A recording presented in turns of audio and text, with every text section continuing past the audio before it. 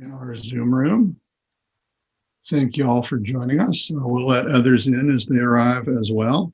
What I'd love for you to do during the welcome here, as I set the stage, if you will, is make use of the chat if you know how to do that, and let us know where you're joining from. I see a lot of South Carolina folks out there, but I know we have folks from far off from that as well, and we'd love to know where y'all are at, if you don't mind sharing that. City, state, country for our international participants tonight as well. I'm Jonathan Haupt. I am the executive director of our nonprofit Conroy Literary Center in Beaufort, South Carolina, though I'm not actually in the center tonight, coming to you from my home library, facing the books. Yes, Brooke McKinney, our other instructor tonight, is actually in Conroy Center. Brooke is in the cool hat for those of you in the gallery view. Say hello, Brooke, so they can see you if they're watching speaker view. Hi, everyone. Sorry, I was distracted by the chat, seeing where everybody was from. We do have some interesting locations out there already for a larger geographic range than I was expecting, and that's great. Are you still hungry? To see so many participants. Are you hungry? So this is a workshop that we call the Burning Man versus the Tortoises. And we have given this as many as 2 times previously. And so this is the 3rd and by far the best, simply by virtue that you all are here with us tonight. This is a presentation that we've given before and are giving tonight as well in partnership with the South Carolina Writers Association, our statewide writers organization. And if you have come to us by way of the promotions of South Carolina Writers Association, thank you for doing that. If you found your way to us through Eventbrite or Conroy Center, at some point during the workshop, I will post a link in our chat to the website for SCWA, so you can learn more about the organization if you're interested in that. And if you're interested in knowing more about the other kinds of workshops and programs we offer through our Conroy Center, I'll also be putting a link in the chat for that as well. This is the first of 3 workshops we're teaching online this week, I think. Brooke is handling the other 2 tomorrow night. And then Thursday night, Brooke is teaching our flash fiction class, and you can actually still sign up for that. So I'll add that into our chat as we get going as well. But with all of that said, and seemingly with all of our waiting room participants now actually in the Zoom room with us, let's see if we can't get underway with the workshop itself. We're dividing this up tonight in 2 parts, and I get the first part, and Brooke will take the second, more interactive part, and that will be the opportunity for y'all to do some writing and try out some of the techniques we're going to try tonight, and to actually share that writing with us and get some real-time feedback as well, which is a fun part of the workshop. We are recording tonight, and you may have gotten an audio alert to that when you joined our Zoom room, and you can probably see on screen the little recording cloud. I mention all of that for 2 reasons. One, we'll be posting this recording on our YouTube channel, and we'll send that out to everybody, both those with us in the Zoom room tonight and those who registered but aren't able to attend, so they'll be able to watch it afterwards. And I also mention it as forewarning for those of you who may decide you do, in fact, want to share some of your writing later on in the more interactive part. Do keep in mind we are recording, and that will be available to future audiences as well. So let me tell you a little bit about the origins of the workshop and my part of it specifically. In addition to being director of our Conroy Center, I was the former director of the University of South Carolina Press. So I was a book publisher and an editor and a publicist, and got to work with writers in that capacity for quite a long time. And came to know Mr. Conroy as part of all that effort.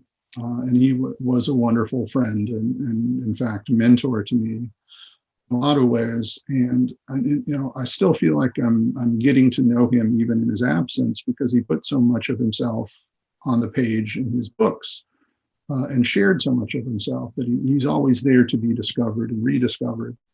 as a 70-year-old man at the Pat Conroy 70 Festival in Beaufort, South Carolina, October of 2015, Pat was on stage in a moment that he really wasn't supposed to be up there, and he got asked a question he would not have been asked otherwise, and it sort of seemed like a straightforward question at the time.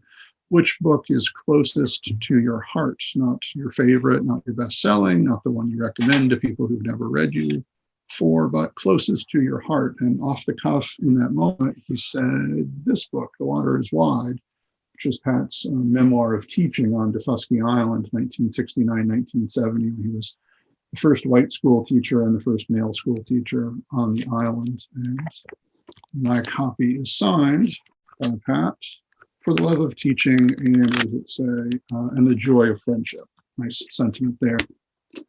But when I think about what Pat Conroy book is closest to my heart, as someone who knew the man and worked alongside of him, and now tries to continue his legacy, it's not The Water is Wide.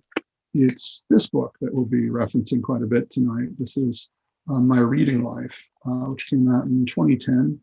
It's a small little keepsake book, as you can see, not very big at all, and yet there's quite a lot packed in here. Nancy's got hers tonight as well. Yes, Nancy, thank you. And this is a book that reminds me so much of what it was like to actually have conversations with Pat, because it's set up under the guise of being about Pat's favorite writers and his favorite books, but he can't tell you about those books and writers without also telling you about the people and situations in which he was introduced to those books. So it becomes very personal and very intimate. And there are two essays in here tonight we're going to reference as examples of how to do what we're talking about tonight, how to turn memories into stories. And they are well chosen. We could pick anything from this book and it would fit under that topic, but these two are both examples of where Pat turns a memory into a story and then turns that story into a metaphor for writing, something that is meant to be instructive to us as writers and readers. And they seem to be contradictory metaphors as well. And Pat was perfectly capable of contradicting himself. So what I'm going to do before I turn it over to Brooke in our first half hour or so here is share passages from two of those essays and sort of explain to you what I see Pat doing on the page and how it works, perhaps how it doesn't work, and giving you a chance to really study what Conroy was doing at the point that he was really at the top of his game, doing beautifully on the page. And then we're going to try through some prompts to see if we can't all get writing some memories that turn into stories, and perhaps make it all the way to metaphors, although that may be asking a bit much for a 90-minute workshop, but we'll see how far we get. So the first essay I want to read to you all from is one called The Southerner in Paris, and its setting is 1979, and Pat is in Paris at that point, finishing up the manuscript for the novel that will become The Lords of Discipline. And he is there initially sort of because he has decided to trail his editor at the time, Jonathan Galassi, who is in Paris with his wife at the time, Susan. And it's one of the longest essays in this book, in My Reading Life. And it just sort of goes on and goes on and goes on and builds in this really wonderful way. It was published and commissioned for Atlanta Magazine by the editor, Steve Oney, who's a good friend to us in Beaufort as well. Published sometime in the 1980s, so not actually very long after these events take place. Pat was a little bit removed from it, but not so removed that the memories weren't fresh in his imagination. The essay takes up about 40 book pages, which is not insignificant in this book. 40 is a lot. And during the first 30 or so of those 40 pages, Pat is remembering being a high school student when he was first introduced to the idea of Paris, to the first visions of the city by his French teacher, Mary Vella, and then by the novelist Anne Head, who was Pat's first creative writing teacher. And he goes on to explain what motivated him to go to Paris, to follow Jonathan Galassi and Susan over there. And then Pat introduces us to his neighbor at this hotel where he's staying, Mike, and Mike claims to be a typist, but probably isn't. And Mike has a girlfriend named Doria who says she's pregnant, but she probably isn't. And then Pat meets this wonderfully kind Japanese man, Mr. Hanna, and they go to restaurants together. And we get sort of immersion into the cuisine of Paris at the time. Pat takes us sort of on this kind of like a cultural spelunking exercise where he's going in and out of shops, really getting this lovely overview of Paris for about 30 of these 40 pages. And then there's this pivot. There's this amazing pivot where the whole essay, the whole point of it changes. And I'm going to do a screen share for this so we can look at the words on the screen and really study what Pat does and how he does it. And I'll do this for just a couple of passages from this. Let's see. There we are. Let me minimize that so I can see. All right. So again, this is unfolding in 1979, and this is Pat speaking, obviously. Also, when I remember Paris, as I conjure the shimmering fragments of that river-praised, light-gifted city, it's not the walks through the rain I remember most vividly, or the meals, or the wine, or the conversations. It's not even the writing, the creating of a word on paper, the hard labor of stillness, or the quiet struggle to find the unassailably correct word, the startling and definitive image.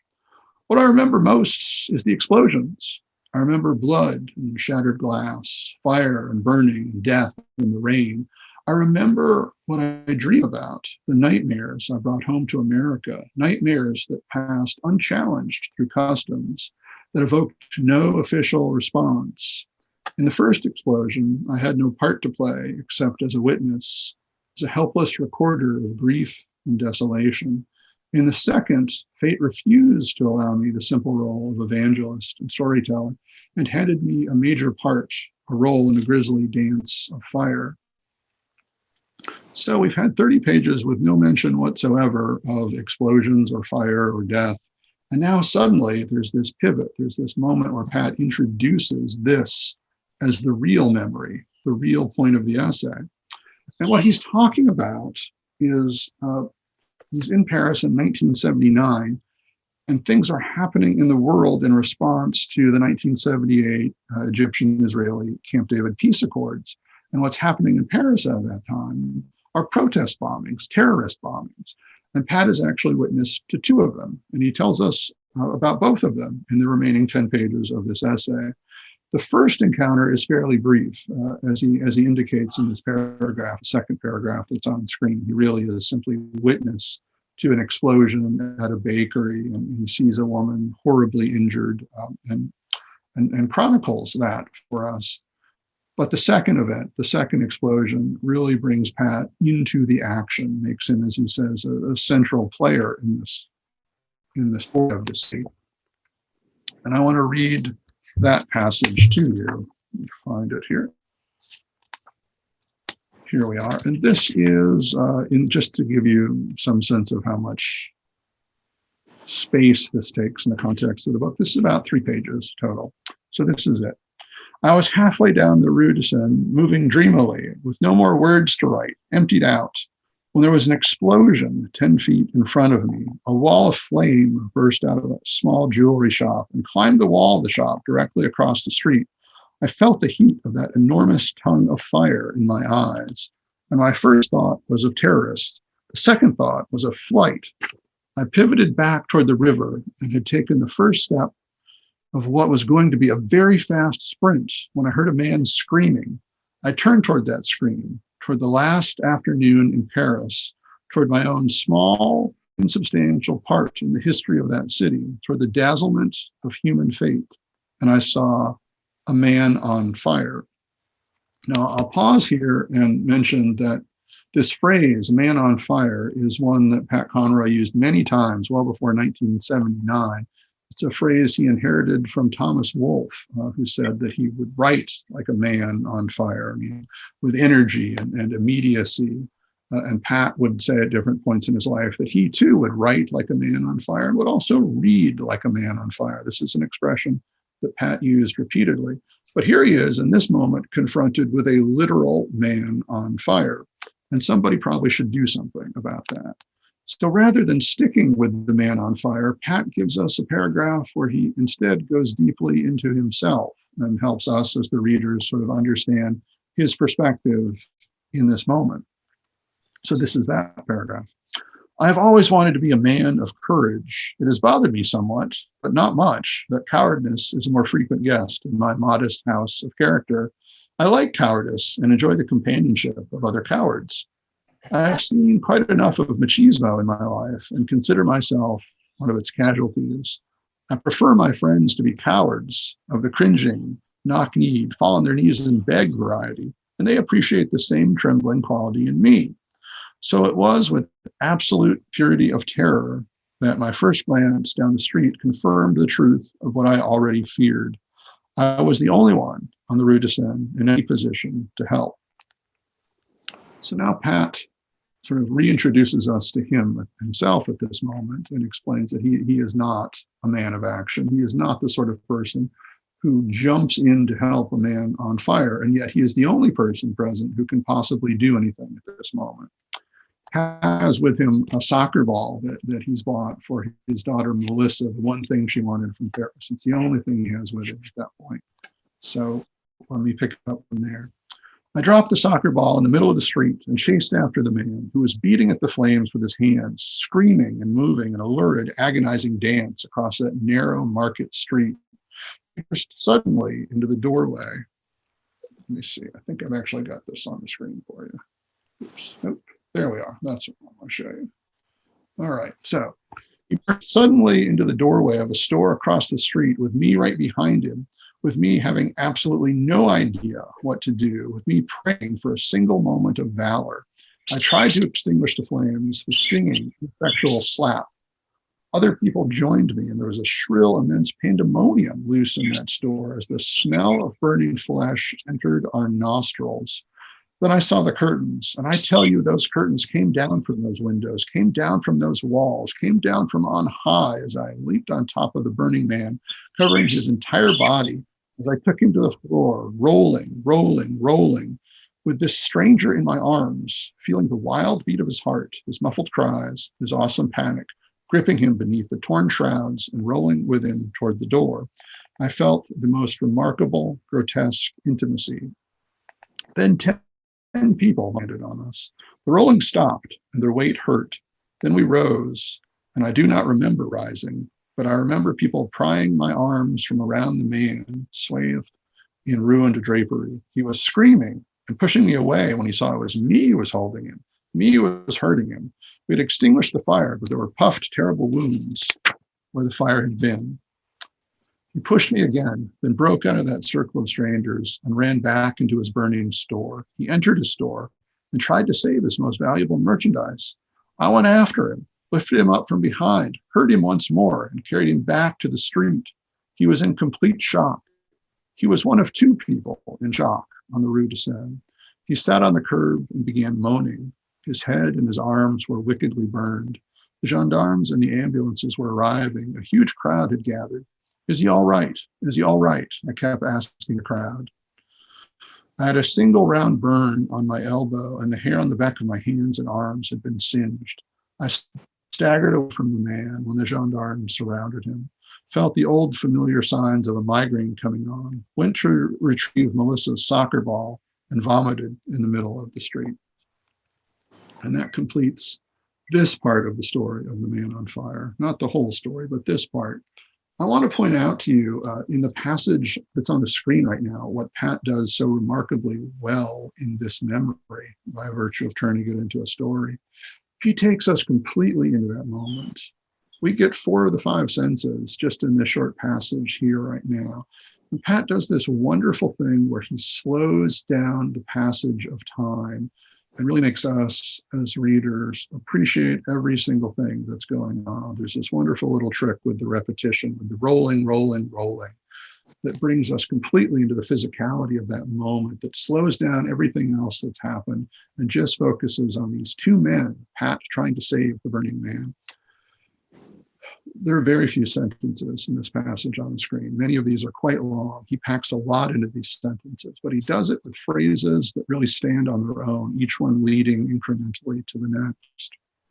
It's really beautifully done, kind of amazingly well done. So what happens in the essay after this, immediately after this, is that Pat has to leave Paris and doesn't and to go home and doesn't really know the fate of the man on fire, the jewelry shop owner. But he comes back. He comes back to Paris just perhaps a year later, maybe even less than that, when he's on book tour for the then published Words of Discipline. And he goes to this street and he goes to this shop and he looks in the window and there's the man, wounds healed, but back in his jewelry shop. And Pat kind of nods at the jewelry shop owner, and the jewelry shop owner nods back, having no idea that this is Pat Conroy, having no idea this is the man who saved his life after that explosion. There's no recognition of that's shared between them in this moment. And then I want to read to you, and I'll put this on screen for you as well, the end of this essay, as Pat sort of processes all of this and tries to understand a few years later, just a few years later, what it means to Pat Conroy, the writer, and what we hope it will mean to all of you who are writers as well. So there we are. I'm always trying to interpret the relationship between writing and life, between experience and art. Once I thought writing was a simple act, a matter of cataloging the most sacred items of God, the naming of things of darkness. But that definition was never good enough. It's not enough to name and catalog, but on my last day in Paris, 1979, I think at last, I found the accurate figure of speech to describe the writing I wanted to do, found the relationship between life and art, and knew the things an artist must know. The Burning Man was my metaphor of art.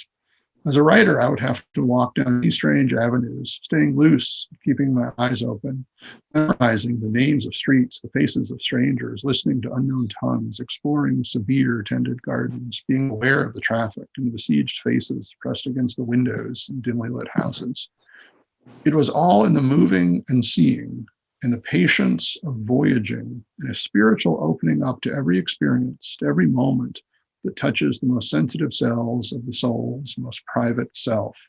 I could be a voyager in Atlanta as easily as in Paris. And if I was vigilant enough, if I paid attention to what I was doing and the books I wanted to write, I had discovered the duty and the central mystery of creation on the Rue de Seine on the left bank. The writer must reach back deeply into memory, into those frightening unmarked streets, must walk until exhausted, eyes open, bearing gifts, mind blazing with the dignity of language, blood burning, images beginning to form like jade in the bloodstream. Until he turns that corner, reaches that street, arrives at that moment of pure divine inspiration, of ineffable chance, when there is an explosion and he sees the burning man, then he can begin to write. The burning man is always alive. It's really thoughtfully constructed, beautifully constructed metaphor. It's Pat trying to turn this experience, this completely unique, idiosyncratic experience of saving a man's life unexpectedly in this city where he had had so much joy, so many other experiences, trying to turn all of that into a metaphor to make meaning of it. And we have meaning-making brains. That's what we do all the time. And this is what Pat does with it. He turns it into a metaphor for writing, that the writer must be observant and prepared. But you never know when you're going to round the corner and the inspiration, the story, the figurative burning man is going to be there. And you alone are the person who can act on it. You alone are the one who can tell the story and experience it. And that's what Pat learns 1979 in Paris in this experience, and shares with us in this very long, very beautiful essay, Southerner in Paris. So that's our first metaphor. That is our burning man. But that's not the only metaphor for writing that Pat gives us in my reading life. There is another one as well. I want to share that with you. And it takes place just a few years later. Different city, different writers are present. This is from 1982, and this is from the essay, The City, which ends my reading life. This is the last essay in the collection. And the city that the title of the essay refers to is Pat's city of books, meaning his home library. And for most of this essay, he's sort of taken us through genre by genre, shelf by shelf, writer by writer, explaining what this home library means to him. But that eventually brings him to some books by the writer Jonathan Carroll, which prompts this memory from 1982 from being in Vienna with Jonathan Carroll. Jonathan Carroll, incidentally, the author of Land of Laughs, a fabulous writer of fables, really interesting human being and writer as well. And these are the final paragraphs of this essay. This is how the essay ends. This is how the book ends. Much shorter story than The Burning Man. Let me read it to you, and then I'll discuss it a little bit. On my first night in Vienna, Jonathan walked down to the Danube, where we sat on a flight of steps leading down to the river. The dog walkers were out in force. Greetings were exchanged with small movements of the eyes, and the dogs sniffed one another fondly. Handsome and imperial, Jonathan looked every inch the American expatriate. He exuded a serenity and a seriousness that I lack. But he kept his eyes on a woman at the next bridge. She was moving so slowly, I thought she might be leading a dog sled pulled by escargots. After an hour, the woman walked in front of us, and she bowed her head in acknowledgement of Jonathan. With great dignity, he returned the gesture. To my surprise, she was walking two enormous tortoises, displaced natives from an Ethiopian desert. The woman walked them every night, and Jonathan was always there to admire their passage. That's what writers do, Conroy, he said. We wait for the tortoises to come. We wait for the lady who walks them. That's how art works. It's never a jackrabbit or a racehorse. It's the tortoises that hold all the secrets. We've got to be patient enough to wait for them. And there are quite a few things that are different in this passage versus the Burning Man passage. Once again, though, what they have in common is that they each lead from memory to a story to a metaphor. Much shorter story this time, and a metaphor that is given to us not by Pat Conroy, I will point out, but by Jonathan Carroll, who decides what this moment means and tells that to Pat Conroy. So it's sort of okay in that sense that it's seemingly contradictory to the Burning Man metaphor.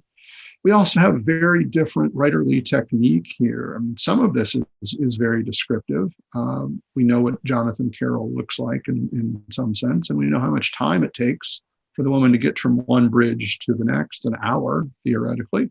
We have no idea what happens in that hour. Are we expected to believe that Jonathan Carroll and Pat Conroy just sit there and watch a woman walk for an hour, having no idea what she's doing or what's going to happen when she gets to them? Probably not. Probably a bunch of things happened in that hour, if indeed it even took an hour. But Pat doesn't tell us that because that's not the point of this particular story. So what is our metaphor then? What is Jonathan Carroll trying to tell Pat Conroy about writing? To be patient, to wait for the unexpected thing, the thing you cannot see until it's right in front of you. It is definitely not a Burning Man bursting out of a jewelry store this time, a completely different kind of creature. But yet it takes the same sort of set of skills in this passage that Conroy told us we needed in the other one. Observation, practice, craft, preparedness for when the thing happens, for when the story comes to you and you alone can tell the tale. So that's really what the metaphors have in common, even if they seem contradictory, if the techniques in which Pat tells them are quite different as well. So I wondered, for a while, did this ever happen? That's often the question we have to ask ourselves with any Pat Conroy story. That's a great story, but did it ever happen? Is there, in fact, a woman who walks two giant tortoises along the Danube in Vienna? Jonathan Carroll says it's true. And not only that, he posted this on his Facebook page just a couple of days ago by coincidence, having no idea that the Conroy Center would be doing anything with that passage. Just one of those interesting circles completing itself. Not only does it happen in Vienna, if the story is to be believed, it happens elsewhere as well. This is from Tokyo. This is a completely different guy walking a completely different giant tortoise. And there have been a couple of National Geographic stories about this as well. So I guess they're out there just waiting for us to have enough patience to see them. So with all of that said, gang, I'm going to stop our screen share and we're going to begin part 2 and see what Burning Man or Tortoise or entirely other stories that you all might have that we can get to by virtue of some prompts that Brooke has come up with, some writing exercises, You are certainly invited to participate in these. We certainly hope that you will write this evening, no matter what, but we're also optimistic that a few of you may be willing to share what you write and get some feedback from us and from others present out there in the Zoom room tonight. So with that said, I'll turn it over to Brooke. Thanks, Jonathan. All right, so does everyone have a pen or pencil and paper ready to go? Yeah. Yes. All right. All right, well, we're going to get started. Let's see. Yeah, we've got plenty of time. Okay, so we're going to start first by making a list of memories, and don't think too much about it. Just sort of just start writing a list of memories down, whatever comes to you, one after the next.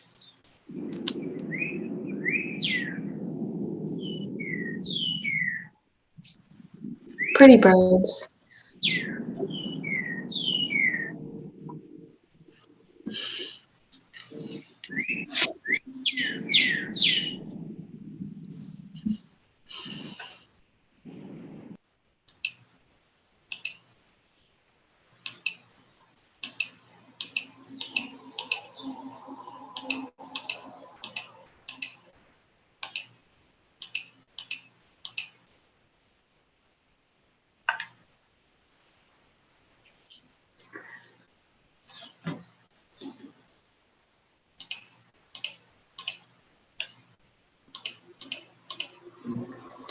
Hi, Stell. I saw you just popped in. Sorry, I had to. No, it's okay. We just started the sort of interactive part, so I was going to just say we're making a list of memories. That's our first step. So Okay. just whatever comes to you first, I guess. Okay, thank you.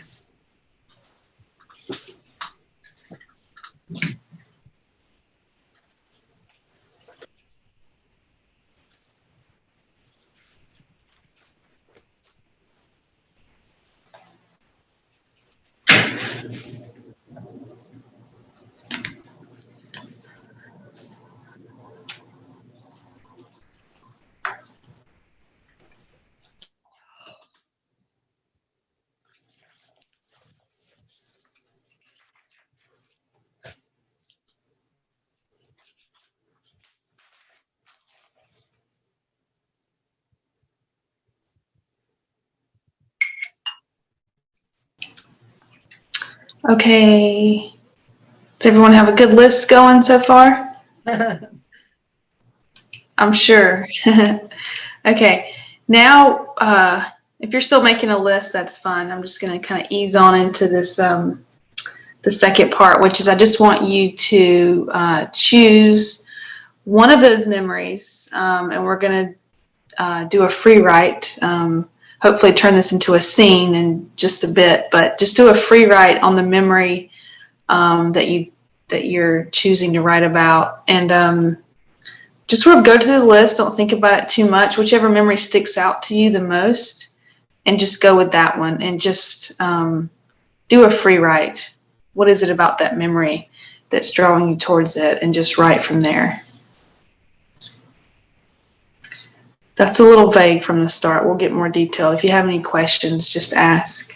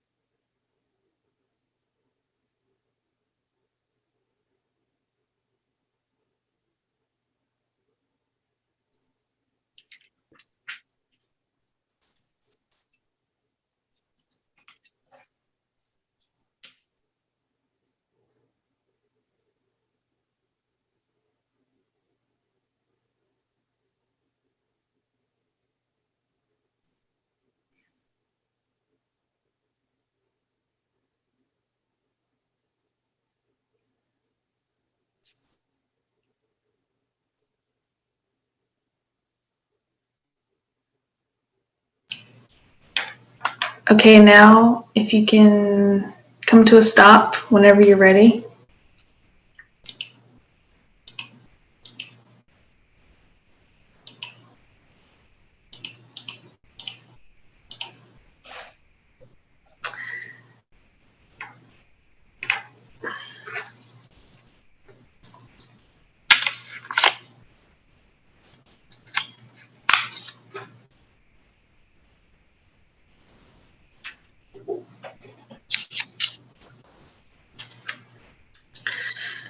So look back briefly at what you've written about your memory and spend just a moment thinking, what was it about this specific memory that you chose from the list?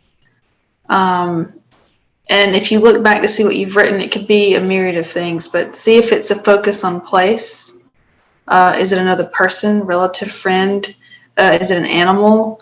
What is it that you focused on? And then just do that for just a couple seconds. And then I would like to see if someone would like to go ahead and share the memory that they're writing from.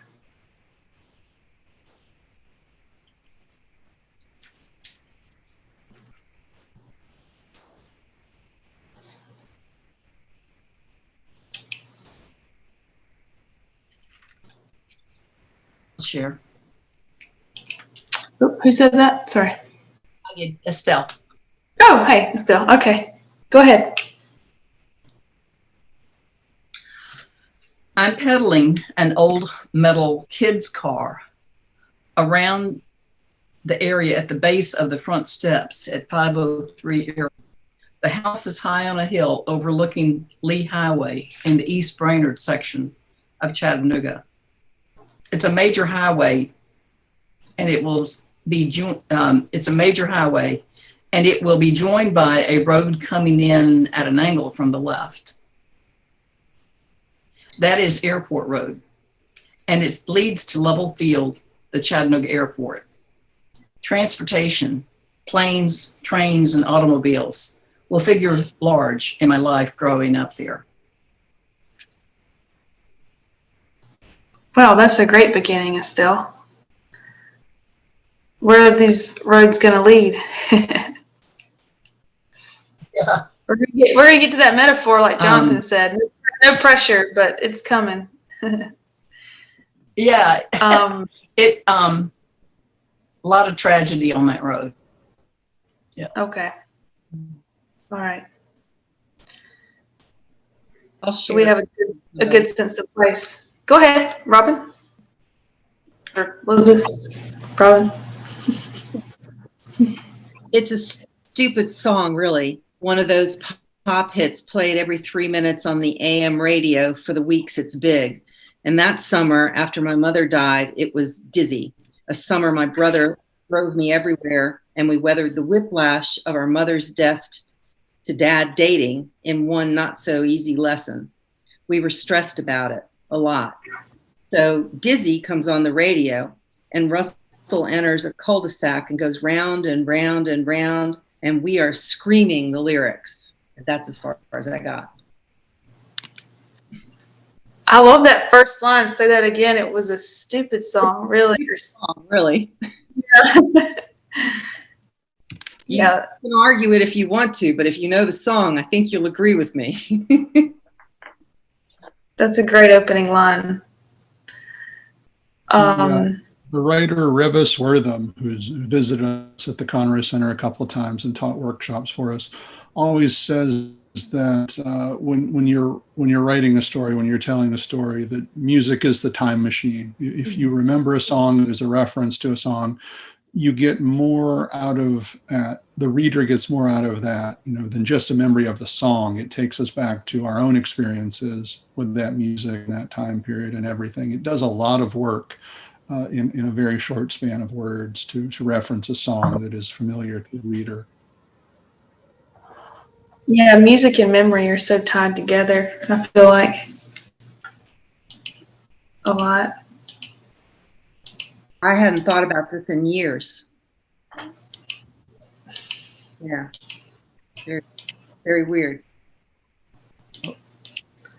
Brooke, you've All got right. two hands raised. I'm not sure if you can see that, but Denise and I Rebecca can't both see. have hands raised. Oh, I couldn't see. Sorry. Who wanted to share next? Anyone? Joseph could hear. Well, how am I going to read it? Okay. Now, okay. We got a light problem here. Now I got to get my headlamp on so I can see. Oh, I could have been when I lived in Appalachia, but I was lucky in all the places I've lived and things I've done. I have lived part of a dying culture. When visiting today, the last of the old-timey ways and people are now only a memory. And I once wrote a poem called Memories of Carolina. And ironically, a granddaughter that published a book of poetry wrote a similar poem about her memories of Carolina, and she'd never read mine before. So it's kind of funny we're both on the same wavelength there, time track. Thanks for sharing, Joseph. I really love your voice. Pardon? I said I like your voice. Hearing you read, that was nice. Thanks for sharing. Thank you. Because I've been back there to visit my son several times, and we go around to visit some of the people we used to know, and today they're all got new cars in the driveway, and most of the guys are driving new four-wheel drives like they do out here. And when I lived back there, it was mostly, I worked seasonal mostly on farms. Most of them were farmers. And I worked for family-owned loggers part-time. And then a lot of people the community was still basically a cockfighting community. And there was several of my friends, that was the way they made their living, was fighting roosters and making a little moonshine once in a while. Shining then was nothing. It was dying out by that time, but there was still a few of them around doing it. Now, because of Hollywood, they got a weekly series out on it. But I got to know all of these real old-timey people. Most of them couldn't read or write. And, they made a lot of their own things and everything. There's a book called Foxfire. It was written by a school teacher, Elliot Wigington, a Yankee that came down there, and the kids thought they were going to run him off in 2 weeks, and they ended up traveling all over the mountains up there, visiting these old people and recording their stories and how they made furniture, how they built cabins, how they did all kinds of things. And that's all gone now. But I got a chance to know a lot of those people. Well, yeah, thanks for sharing. Sounds like you've got a lot of stories to tell. I think Yeah. Denise, did you want to go next? Sure. She was 4. She was bright and had been raised by the single mother I had become when she was 6 months old. As an only child, she was raised by me and my friends and other adults and had few play dates. We spoke as adults speak. She was my roommate and my reason for getting out of bed each day. When he appeared, it was in, of all places, the beer tent at a local community festival. He was the lead singer in the band that my girlfriend led. That's as far as I got. Yeah. I love that. I want to hear the rest now. We're going to get there. We're going to get there. We got plenty more steps. Thank you, Denise. You're welcome.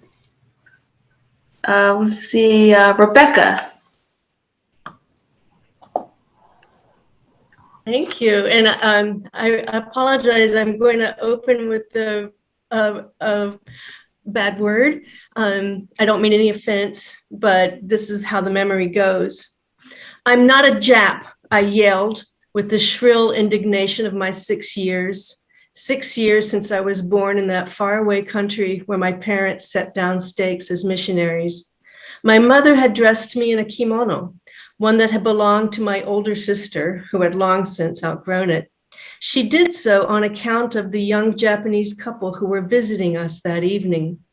Daddy made sukiyaki, no easy feat to get ingredients in our small North Carolina town. The lady, so pretty and shy, had complimented me, or really my mother, by saying I looked just like a Japanese girl. It was the nicest thing she could say, but truly, I did not look Japanese, with freckles on my nose and wispy auburn hair cut in a jagged line across my forehead. So that's as far as I got, and I don't get to explain. I didn't get to explain why I was saying that, but that would come later. Well, it was very descriptive. How old were you in that memory? 6. 6. And we played Civil War at school. And the only way you knew if you were a rebel or a Yankee is where you were born. And because I was born in Japan, all the children called me Jap. So that's why I was reacting so strongly to that lady. And my father lost his mind. But that's the rest of the story. Well, thanks for sharing. Does anyone else want to share? If not, we're gonna move on to the next few steps. I'll share. Who said it? Okay, go ahead. Go ahead. It was a long way to school, and to do that 4 times a day, no matter the weather, was quite a feat. In winter in New Jersey, galoshes and snowsuits were the outfit of the day. Luckily, we had a cloakroom to put all our paraphernalia in. Then we would nap on the little rug or a towel on the floor. And that's as far as I got. I was probably about 5 or probably kindergarten, 5 or 6. I like that last image of the towel on the floor. Yeah. That's how we did it back then. I thought cloakroom. I don't know if anybody even had a cloakroom at their school, but we had them. Yeah. Thank you. Welcome. Thank you for being here and doing this. And I wonder what that lady's song is that she remembered from her youth. Maybe she'll tell us. We have time for one more. Yeah. Okay. We were so excited. It's our new N64 game, and it's this zombie game called Resident Evil 2. None of us were familiar with the game, but decided to be big kids and play the game in the dark. My cousin William and I, we knew we could handle it. We spent hours playing Wolfenstein on the computer. Still, the monsters caused us to jump, but we went on into the dark. Back then, the monsters had us worried about nightmares. Of course, this was before I knew the real monsters that the world held. Oh, okay. Wow. Yeah. That was nice. Yeah. Yeah, Jonathan? Yeah, I was saying that's a very nice setup. That's a solid opening. That's a nice transition from metaphor to story, sort of the opposite of what Pat was doing. Yeah, thank you, Ashley.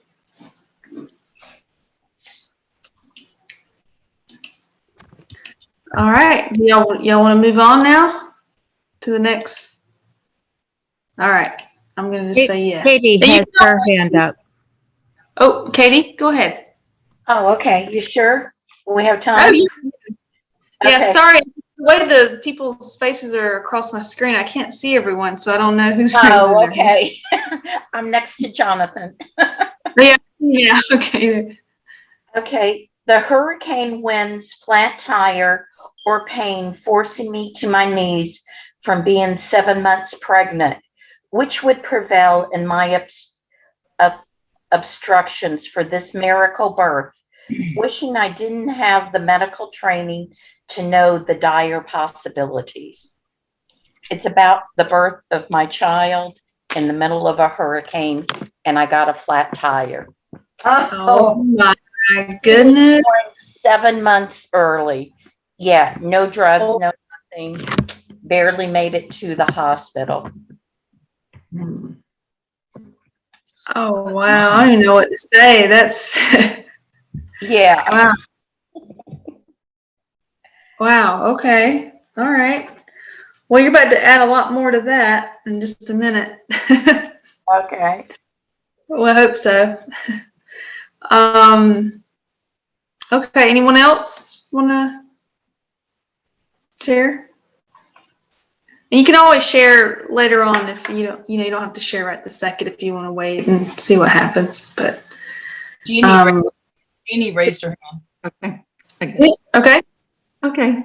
It's a mild March day, and I'm about to take my 3-month-old son, tucked safely in his blue stroller, down a steep neighborhood calle in Madrid. It's our first excursion together in a strange land, and we stroll cautiously. Period. Oh, these are some great setups to some stories. And this just came from a list of memories, huh? Yeah. Thank you. You can't hear me, can you? Yeah, Ron? You hear Ron? Yes. Oh, good. I'm the oldest person around, and so that's my excuse, and I'm sticking to it. I decided to become a writer. I've been in business 55 years, and I was a substitute teacher elementary for 2 years, and then the lockdown occurred, and I had to stay home with my granddaughter for Zoom classes, and I started writing, and I just write whenever I feel like it. My wife had a book Sunday, and she was reading it, and I just wrote a poem about a neighbor of mine, and so tonight he was still in my mind, and it's called and I don't know if it's premature. Anyway, Joe died on an Aerovac mission in Vietnam. I knew Joe Willis. Joe Willis was my neighbor, sort of.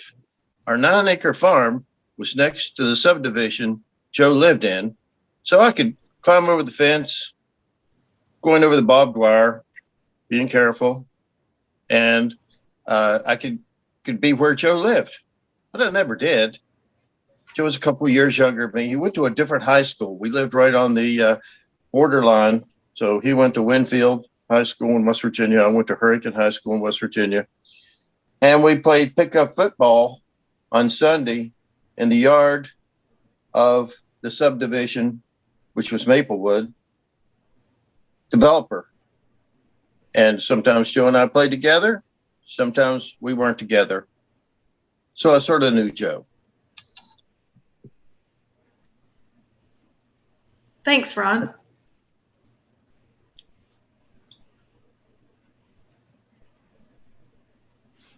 Now, I've got the poem that I wrote Sunday, but that's not part of this assignment. Yeah, you can. We'll save the poem for later. You say poem? Yeah. It's called Paratroopers and Pilots and All Those in Between. It's about 90 seconds long. All right. Did anyone else want to share a memory? I think Ginny had a hand up. Okay. And then, let's make this the last one so we can go to your next prompt. But let's from Ginny. Sitting with newly purchased groceries spilling from my bag, needing to sit, needing to gather and reorganize. Nice to sit in the sun on a chilly morning to find a bench conveniently, which wasn't so easy here.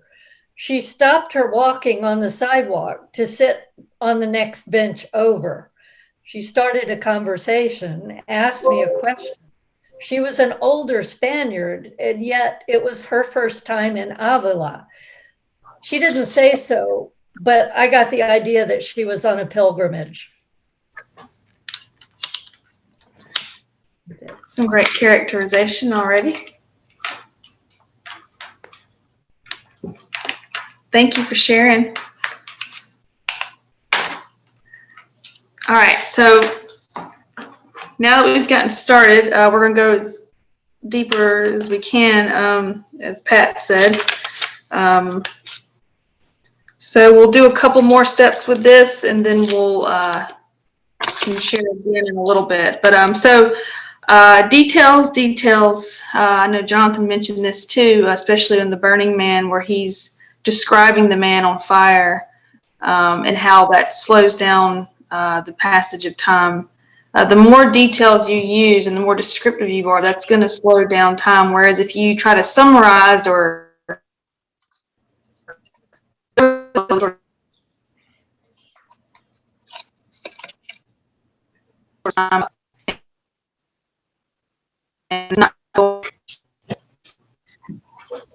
it's not going to put us as vividly in the memory as it would be if you were using more details. So I like to think of details as sort of like the blood of the memory, the movement, and what puts us there, what keeps the story going. So look back and see what you've already written. Think about things like taste, smell, texture, touch, color, sounds.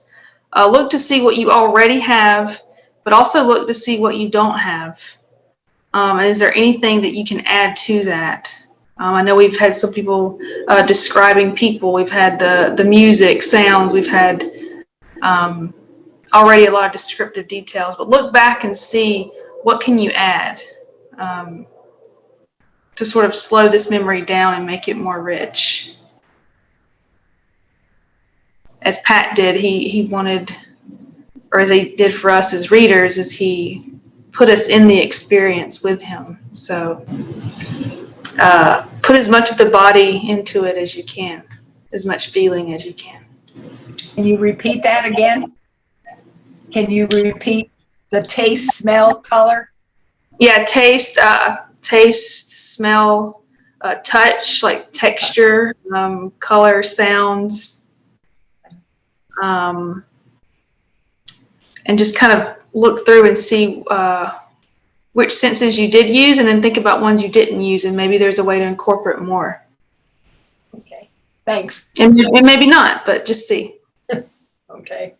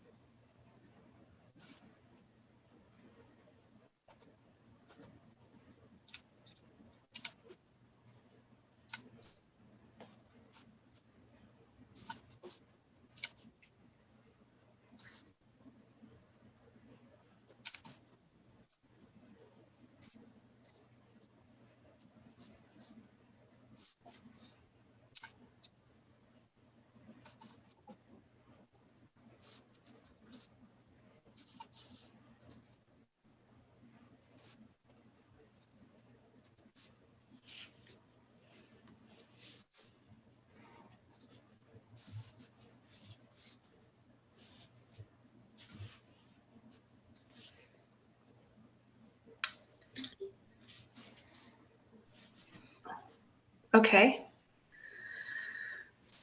Now that we've added some details or possibly taken some away, we're going to move into the next prompt, still adding to whichever memory you chose. This is where it might get a little bit, not challenging, maybe challenging, which would be good. But so I was thinking about noticing how Pat goes back and forth between the external environment and like the internal self, which is really where the sort of metaphor is sort of born.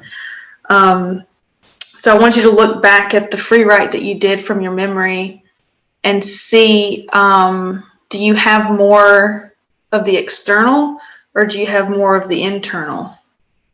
And whichever one you have most of, do the opposite and see if you can add. And when I mean internal, like that sort of reflection, where Pat comes back to the Burning Man. I know when we look back into our memories and we talk about details and the senses, it's more of this sort of, where I like to think is where memories are born and the sort of physical experience from memories. But the other side of that is this sort of perpetual life cycle of the memory where it's always changing. That Burning Man meant something different the day of and the day after and then 10 years later, and then who knows what it would mean today, So I want you to go back, and if you can, do try to tap in more to that internal self if you had more of the external. It's a different exercise, but I think that's how we complete our stories, is having a balance of those two. So yeah, I'm going to give you a good few minutes to go with that. And if you have any questions, just ask.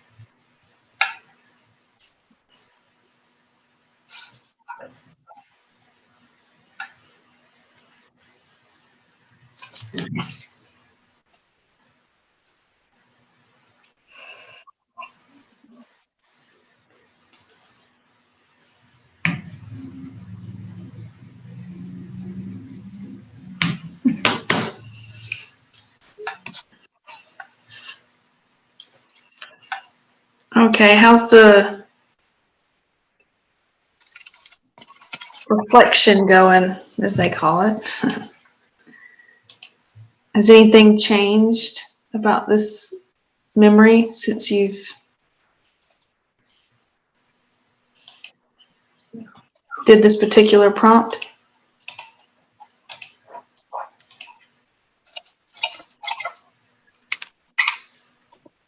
You're still writing, that's okay.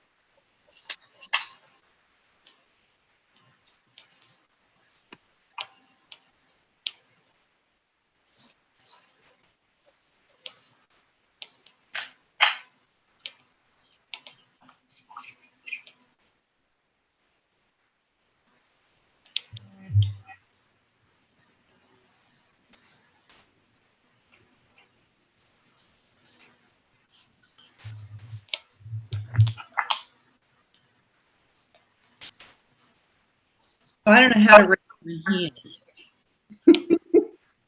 Do what now, Robin? I know there's some electronic way, but I don't know how to do it. So anyway, sorry.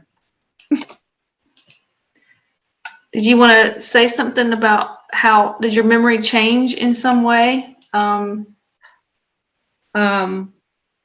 say expanded. Okay.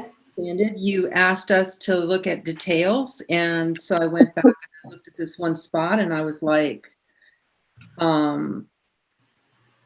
this happened 50 years ago, and I still remember the feeling and the moment very clearly.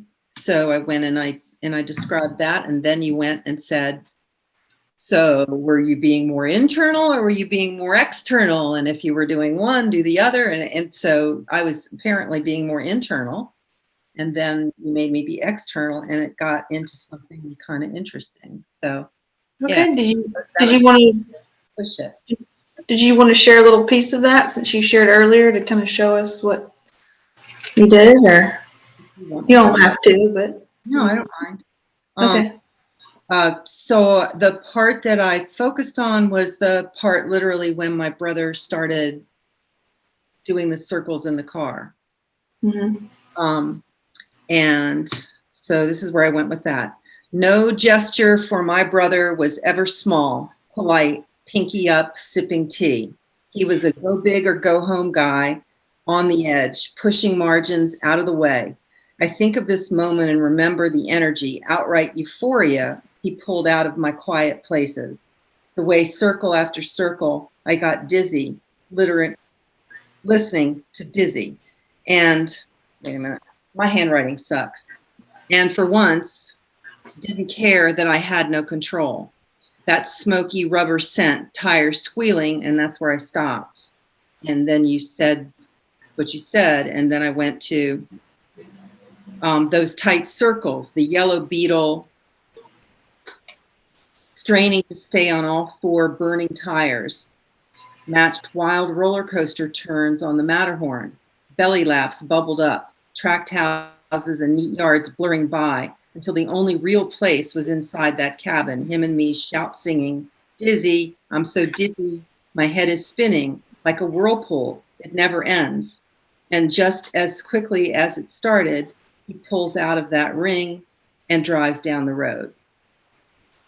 Oh, nice. Yeah, you see how that you began with that internal, and then like it was almost like a camera kind of zooming in on that moment when you would external and used all those extra details there at the end. So Yeah, it was a good way to push me because I'm always internal. it ties that scene up like in this really tight knot, you know, it kind of brings it to life to have both of those. Yeah, that was great. Thanks for sharing, Robin. Thank you. Yeah, Denise? Oh, I can't hear you, Denise. We can't hear you. You're muted, Denise. Can you unmute yours? I Yeah, thought I there you go. unmuted, but apparently I didn't. Just what changed, and I had been more external, and I went more internal and added details. But what changed for me was giving me a clearer path to the metaphor that I had in my head. So that was a good thing. When he appeared in, of all places, the beer tent at a local community festival, it was when he appeared, it was in, of all places, the beer tent at a local community festival. It was smoky. My nostrils burned from the familiar haze and the scent of barley, hops, and vomit. He was the lead singer in the band that my girlfriend led. At the band's break, they came down to my table so Jan could introduce her group. Nice, talented people, but I had no anticipation of a relationship with any of them besides Jan. She was the only female, a singer and keyboardist, and she was safe. Men still frightened me. My walls were holding in spite of the lead singer with the great voice, the nice suit, and the Diet Pepsi that seemed to be his mainstay. He sat next to me and asked if I was going to stay through the next two sets until the end of the evening. Since Jan was my ride, I had no other option, and he seemed pleased. I began to feel uncomfortable, not because of anything he did, but because of that little fluttering in my belly.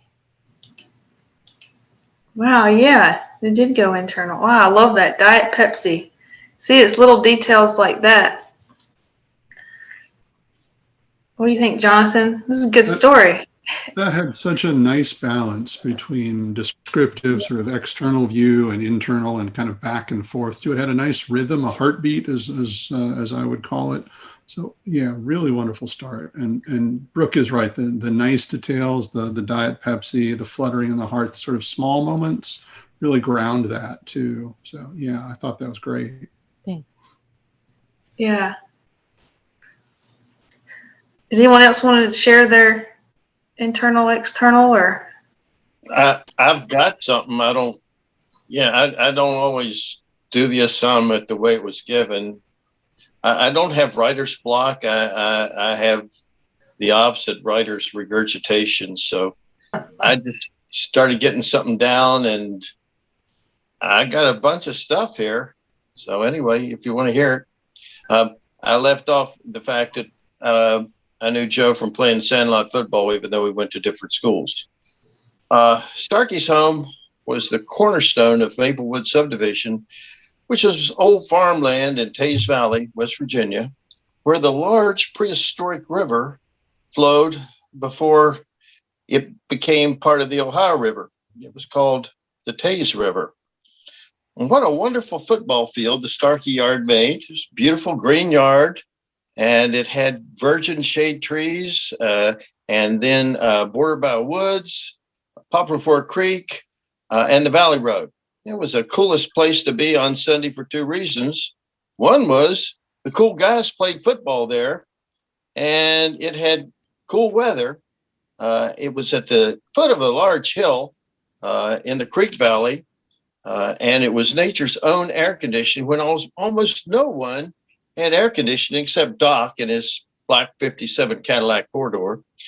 Joe was big and I was small, and everyone else was really ready to tackle him because he was the freshman star receiver at his school.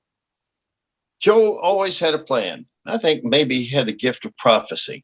Whatever it was, I was overjoyed when I was on his team. Our best team was Joe, me, and 3 or 4 high school dropouts. Smart guys making good dollars in landscaping with hot rods parked in Starkey's driveway. Man, those were the days. One fall day, we played our last game and I didn't see Joe for almost 4 years. I went to the Army for 3 years, and Joe was a Marshall football star where he played football. And I was a radio newscaster and DJ on the school's radio station, WMUL. Hot rods at Starkey stoplight.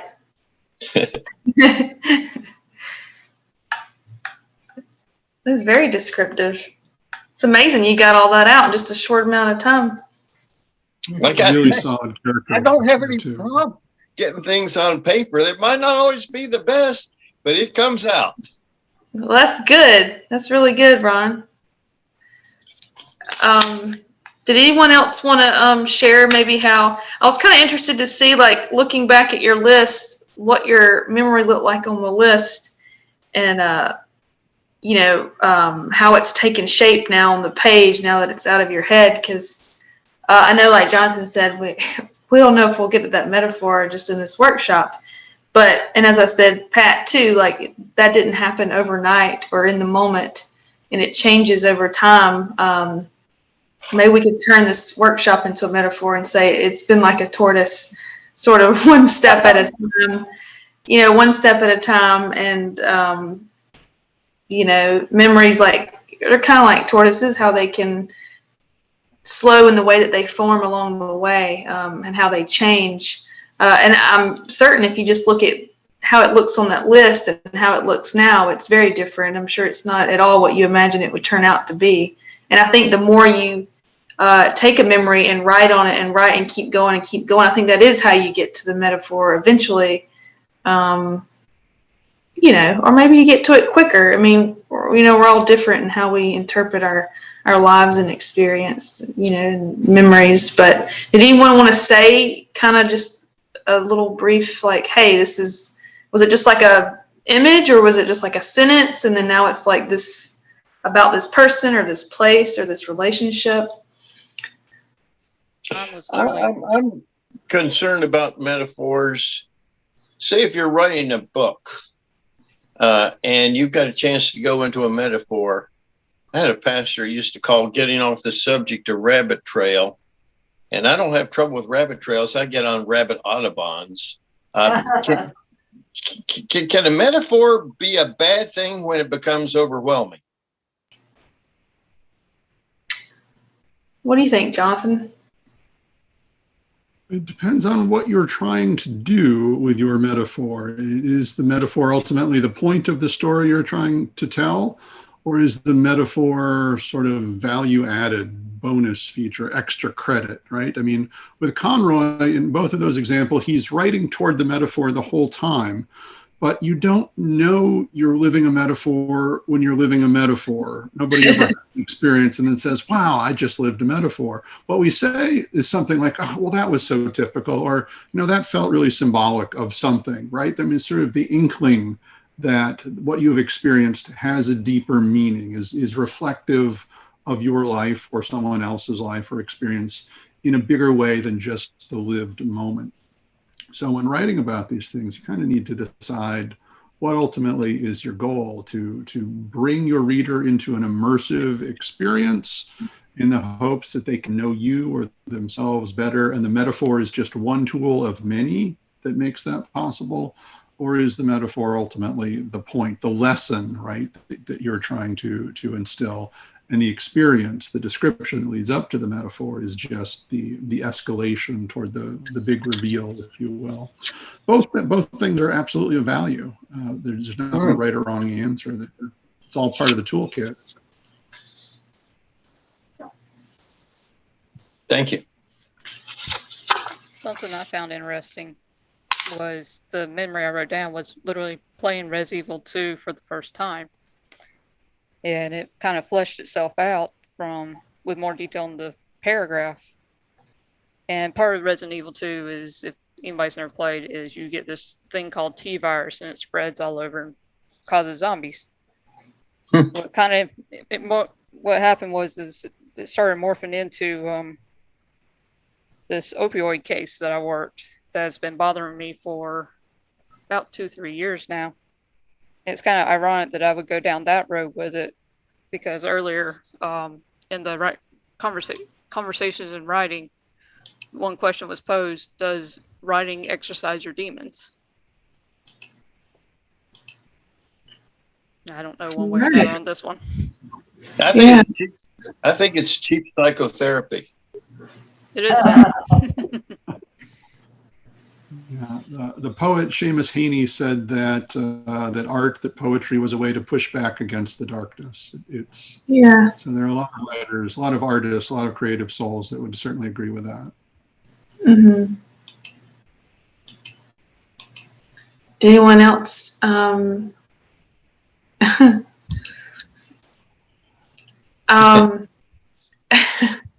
anyone else want to talk about how their memory changed from the list to the free write?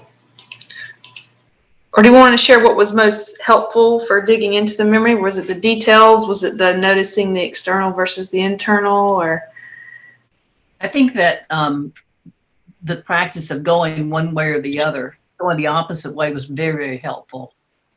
Because we tend to think of our writing as, oh, this is the way it is. But no, writing is always revised. Good writing is always revised. So you gave a good guide for how to revise that. So thanks. I went a lot of places down very quickly. I just to add, the first thing, just asking us to write the list, which is something I used to do with my students all the time. And then I'd say something stupid like, now you have 10 stories to tell, or whatever. But, you know, I looked at my list and I'm surprised at what's on it. Because you just said right, and I knew you were gonna in like another second say, okay, what have you got? So I needed to have something, right? And it makes you spill out without thinking. And then when you start asking us to free write and then kind of get details, and that what you make us do is inspect. So why in the world is this in your head? Why in the world is this in your head? That's what's interesting to me.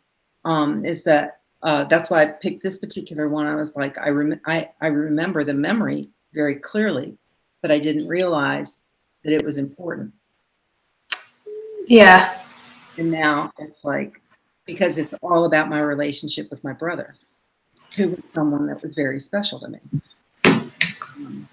So yeah, it's interesting how that, you know, the forcing of dumping stuff out of your head and then making us go back and inspect it is a very instructive way to think about writing, rather than decide I'm going to write a story about, which may not get you to a place that's that odd and interesting mix that becomes something good.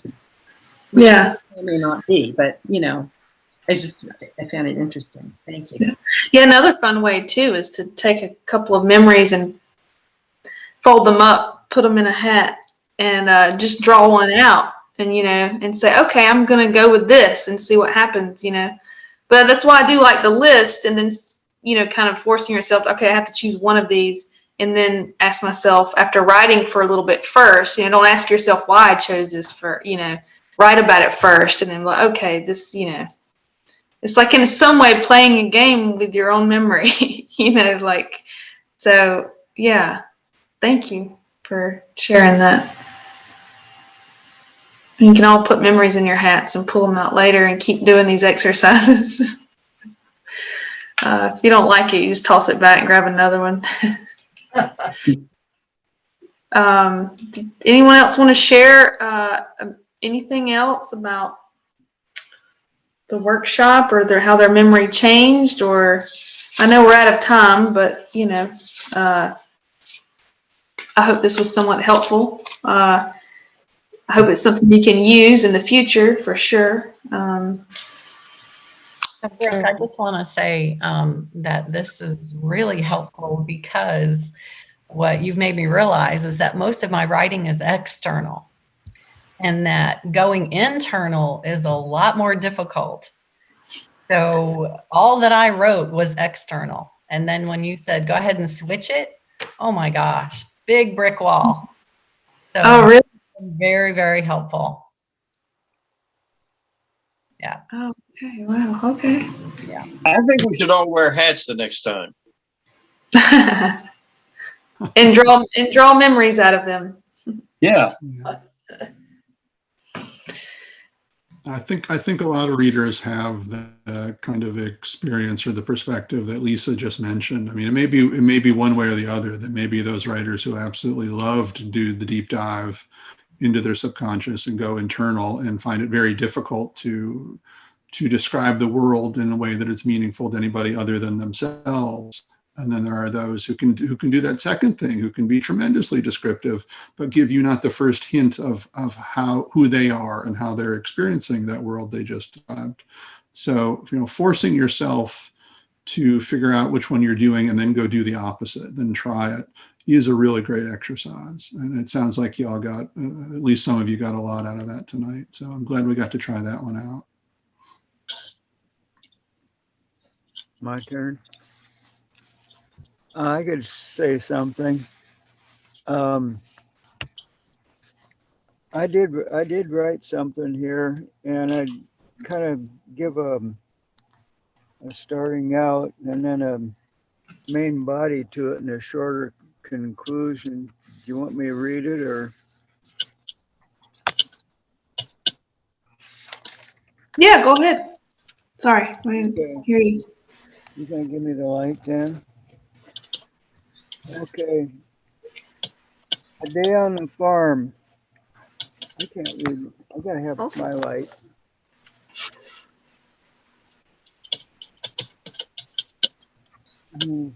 Okay. A day on the farm. Get up, put on the coffee, and have a sausage and biscuit. Then drive down a country road to Billy Ledford's Beechwood Farm. I drove tractor mostly. Done lots of mechanicing. Drove truck hauling produce to the Western Carolina Packers house in Hendersonville, North Carolina. Oh, just a minute. I got to turn the page.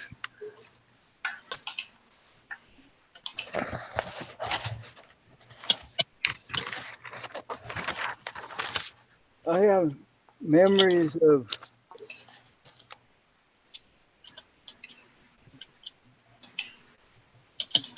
there's the words of an old country western song. Work 10 hours on a John Deere tractor. I reckon what I hold is the memory of the feeling of sensation the farmer has at the end of the season. You remember tilling the earth in the early spring, then planting the seeds or operating the plant setters, planting started plants. As they began to grow, to break through the earth, I began running a cultivating tractor, and there was always fertilizing and irrigation. Then the harvest, God willing, we had a good season. Small packing house. After a work day, I drove truck delivering produce to the shipping house up in North Carolina.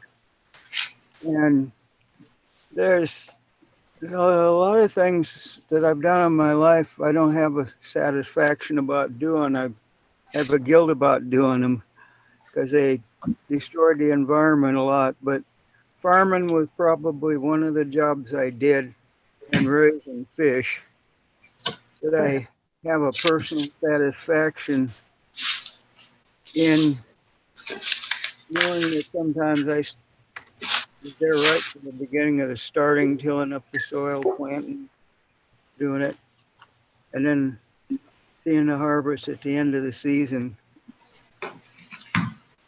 which is a lot of times a lot of disappointment.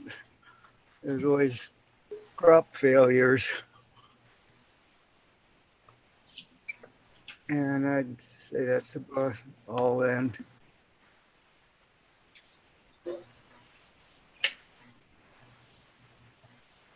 Thank you, Joseph. Thank you. Keep writing, okay? Wish we could see y'all. Did anyone else want to say anything before we head out? I feel like that went by really, really fast, but anyway, I hope it's something you can use later on. So, I want to say thank you. Thank you so much. I learned a lot. Are we going to keep doing these on Zoom? It's so easy. Jonathan? Thank you. This was really nice. Yeah, it's been great fun for us all, not only tonight, but to do all of the workshops that we do through the Conroy Center on Zoom and to reach tonight what was an international audience, apparently. So these are workshops that we offer on an ongoing basis. There's a link in the chat I posted just a couple minutes ago where you can go and find out more about our upcoming workshops, including the one that Brooke is teaching 2 days from now on flash fiction. And as many of you know, because you participate in this, we do a monthly open mic night on Zoom, to a virtual open mic that writers from anywhere can participate in, and thankfully do. So you can visit us on our Facebook page or our website to learn more about how to sign up and participate in the monthly open mics as well, which Brooke now hosts. So again, thank y'all. Thank you. Yay. Thank you. All right, Jonathan. You have to do the goodbyes because you know I can't. Yeah, I'm worried that Brooke does not know how to turn the lights on in the room she's in. So I'm hoping she's going to be able to find her way out of the building after we log off here. Actually, it is pretty dark here now, so there we go. That was much better. All right. Thank you all in closing. And thank you to South Carolina Writers Association for the partnership that made tonight's entirely free workshop available. We did record this, and we'll be posting this on the Conroy Center YouTube channel, and you all will get a link to that video so you can rewatch it, tell your friends about it. You can make fun of Brooke's hat if you want, or go buy your own. I like her hat. Who wouldn't? You know, it's $5 well spent, I would say. Best $5 I ever spent. Yes, indeed. And please, y'all, keep writing. We heard some fantastic stories from amazing beginnings, amazing work tonight in just 90 minutes, and starting off from a list. I mean, think about how far you got in such a short period of time. So keep at it, please. And thank y'all. Good night. Thank you. Thank you all. Have a good night. Good night. Night. Take Night. care. Thank you.